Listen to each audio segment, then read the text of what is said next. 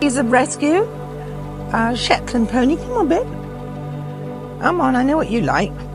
Ollie Beak. He was the first one. Hey, come here. What is the feeling when an animal has come to you lifeless and you heal them? How is that? There's no better feeling on earth. Hello, darling. Hello. Hello. If you told me that we're doing this now, 10 years ago, I'd never believed it.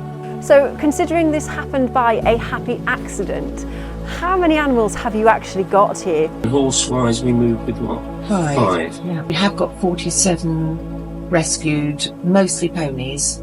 Present count, we've got over 60 rescued horses.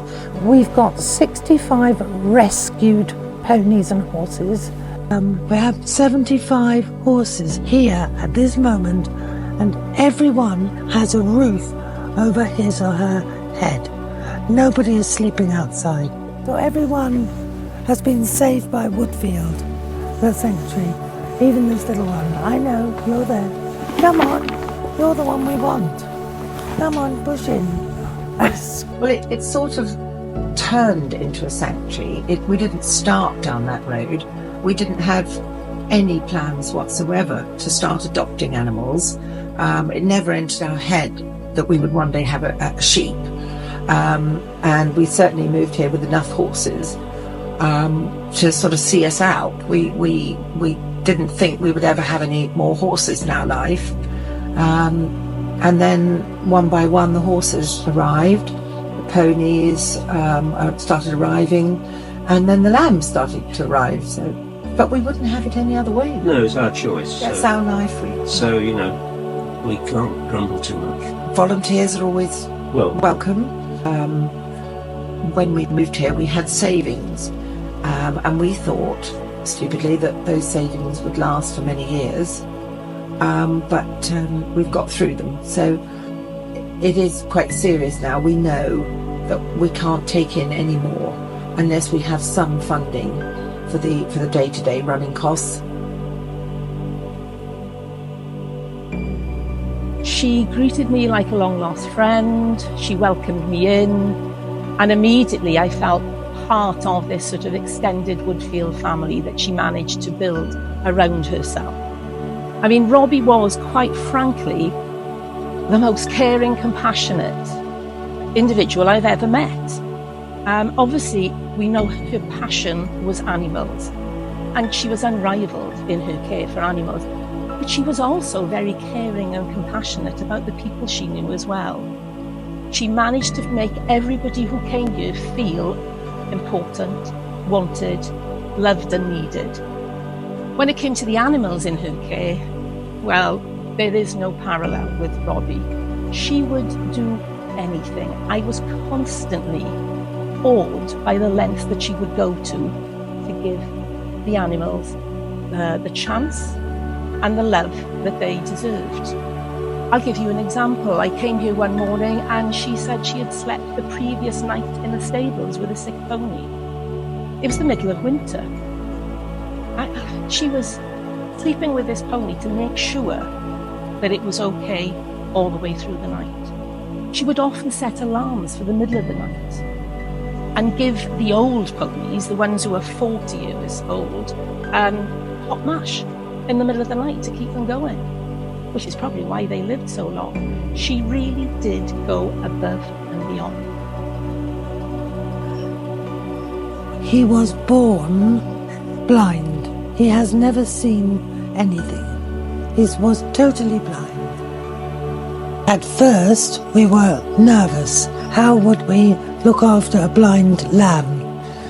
But because we raised him ourselves, giving him milk, he immediately thought of us as his parents.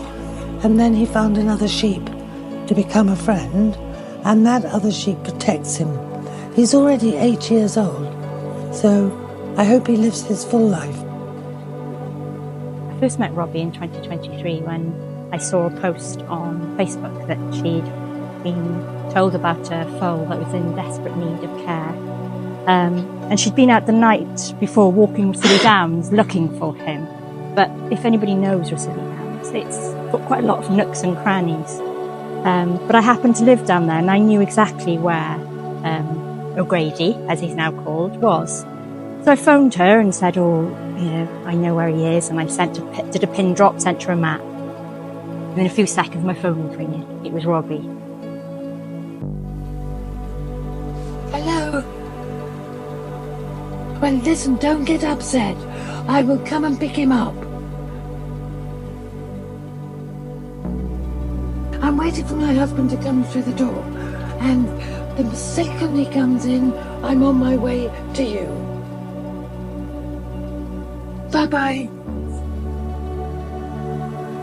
I went to bed, Robbie went off to do her work. The next morning I woke up, and Grady had gone. And I thought, she must have found the owner, or maybe he had died in the night. So I phoned Robbie, said, Robbie, I'm ever so sorry, the sickly pony's gone. And she said, I know, I've got him here with me. She said, I'm looking after him. I couldn't believe how she'd managed to get through all that legality and paperwork and to get people on board to actually be able to rescue him. She took him then to her vets where he received specialist care, and it was really touch and go as to whether he would survive. As you can see now, this handsome little boy who's chomping. A lot of people followed her on social media and followed O'Grady's journey, and they supported him and sent funds. But what I thought was remarkable is that because O'Grady needed 24-hour care, through the night he needed to be lifted and moved. And Robbie, bless her, was no spring chicken, but she got up through the night, walked down to the yard in the night so that she could lift and turn O'Grady to enable him the best chance of success. I always remember thinking about her, she was a woman who wouldn't accept no. If somebody said, no, he's not going to survive, she was going to do everything she possibly could to ensure that this little boy survived. And what was lovely is that, like I said, people followed him and provided support, but his life carries on. He'll have a life here forever. He'll be cared and looked after forever. In particular, horse sanctuaries like ours and animal sanctuaries like ours, we are all suffering now. Because of the financial situation, it's got worse. The only way we could try to improve and change people is to educate them and advise them to think very carefully before they buy a dog, to think about their financial position and whether they can afford to keep the dog and have time to look after the dog, time for the horse. This would be a big help, and also to help animal sanctuaries, because we are all suffering and still people are breeding dogs. I have everyday phone calls from people who say, I paid £2,000 for my husky or my Rottweiler or these more expensive breeds, but now I am back at work, I'm not there, and he's locked up all day in the house. So people need to think first before they purchase an animal. I met the brilliant, kind, beautiful, courageous Robbie and David, of course, in 2018. They'd advertised on social media. Robbie, in fact, was trying to sell her mother's rocking horse. She said she would sell her lifelong friend to raise money for the sanctuary.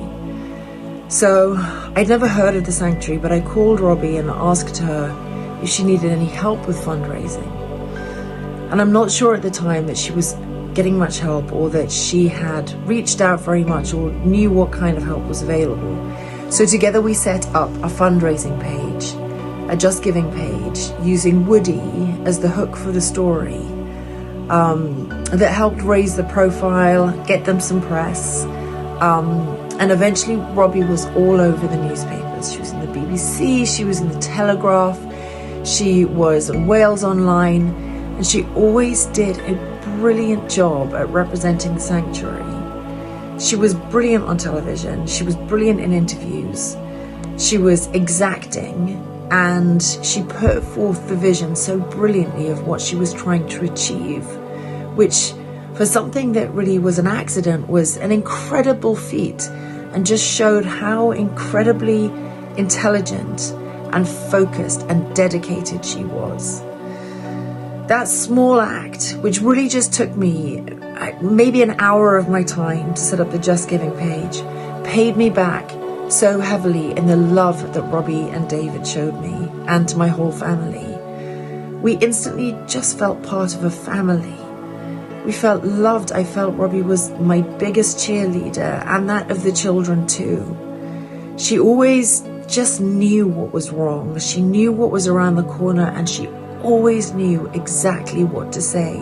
To be thinking of everybody all the time when she was probably the busiest person on earth just exemplified her brilliance and why we love her so much and always will. This is what 3 months ago is. And that bridge is done about names.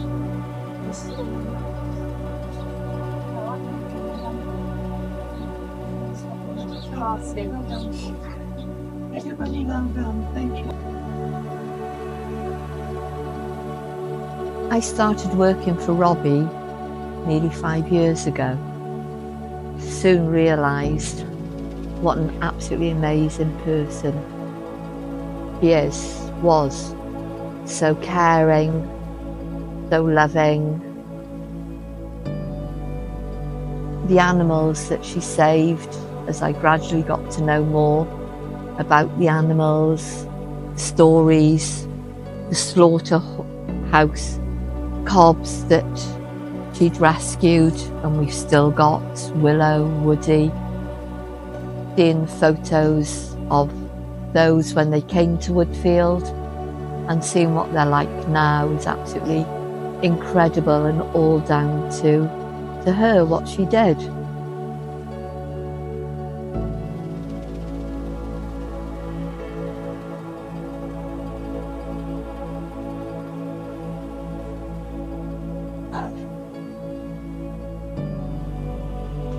She's such a loss to us. All the animals that she saved. Boris the sheep, who couldn't walk when he came to Woodfield. He persevered with him every couple of hours, just getting him to walk. And he did walk. Lolly, who had given birth at the age of 2 to a foal that was far too big for her.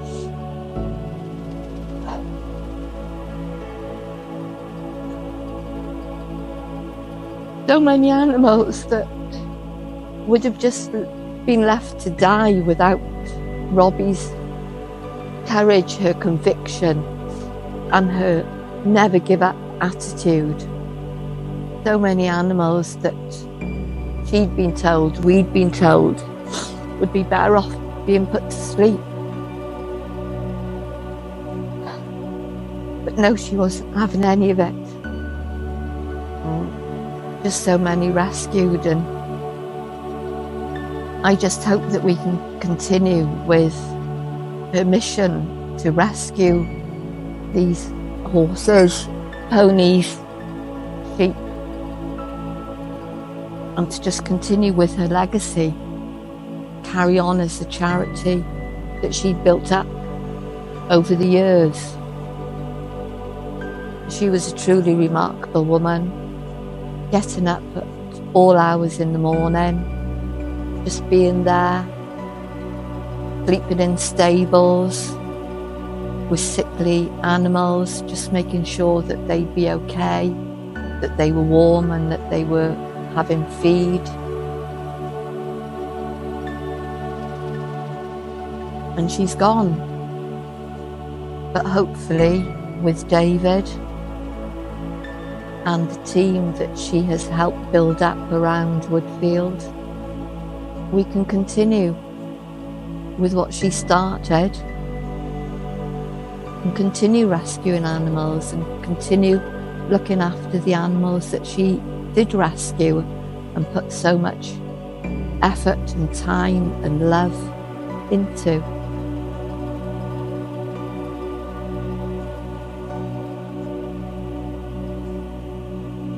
That is the worst side of it.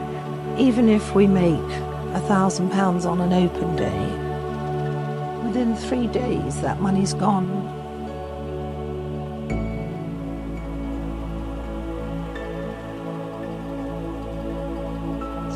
Robbie showed us a way in which animals should be cared for. She showed us a way in which animals deserve a chance.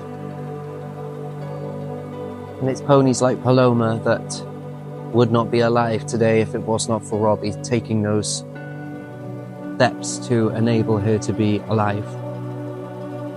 She built Woodfield around giving animals a chance and giving them a safe place to live. Please support Woodfield and help us continue Robbie's mission in not only rescuing but caring for and housing sick, injured, neglected, unwanted and abandoned horses, ponies, sheep, cattle, cats and dogs, and not only animals but people. With every penny that you donate really does help us to continue her mission and give these animals a place that they can stay for the rest of their lives.